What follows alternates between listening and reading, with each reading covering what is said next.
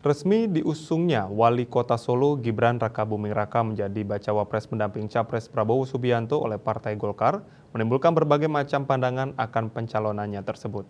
Sehubungan dengan itu, pengamat politik Ujang Komarudin dan Pangi membeberkan penilaiannya terhadap pencalonan Gibran sebagai bacawa pres di Pilpres 2024 terjadi karena dua faktor utama, yaitu sosok Presiden Joko Widodo dan sebagai generasi muda.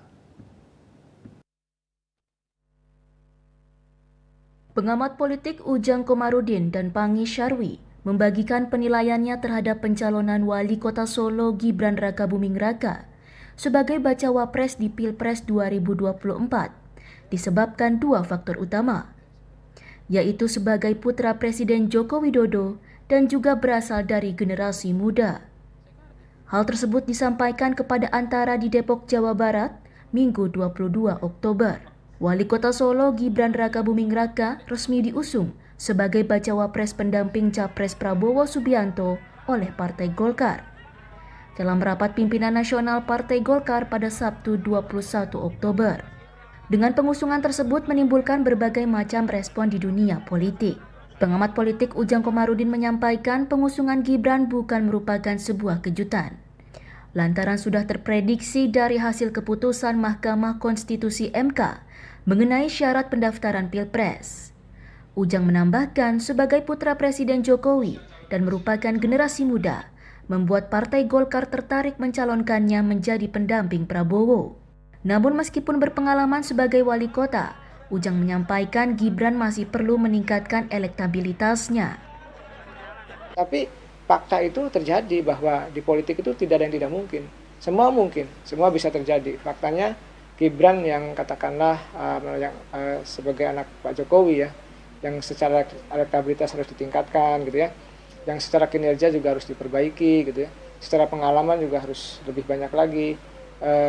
Tetapi faktanya ya Golkar mengusung Gibran sebagai cawapres begitu. Pengamat politik Pangi Syarwi pun memiliki anggapan yang sama. Keputusan MK telah menjadi tanda Gibran akan maju menjadi bacawa pres mengikuti kontestasi Pilpres 2024.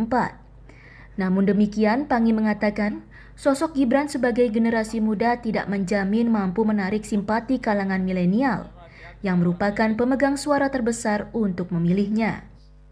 Nah, itu juga menjadi faktor penting kenapa Gibran diambil. Karena dianggap sosok milenial yang tidak terbentur undang-undang, anak-anak muda generasi milenial itu akan milih Gibran. Nah, pertanyaannya adalah apakah betul nanti anak-anak muda Gen Z atau milenial itu akan memilih tokoh representasinya anak muda? Saya mencermati itu tidak mudah juga. Belum tentu semua anak muda akan memilih pemimpin muda. Kalau kering, tidak punya narasi, tidak punya pikiran, gagasan yang meyakinkan anak muda. Kedua pengamat tersebut pun menilai dengan Gibran menjadi bacawa pres akan ada dampak positif, seperti menjadi jalan tengah koalisi Indonesia Maju. Namun juga ada dampak negatif terkait dinasti politik. Dari Depok, Jawa Barat, Setianka Harfiana, Aloysius Lewokeda, Kantor Berita Antara, mewartakan.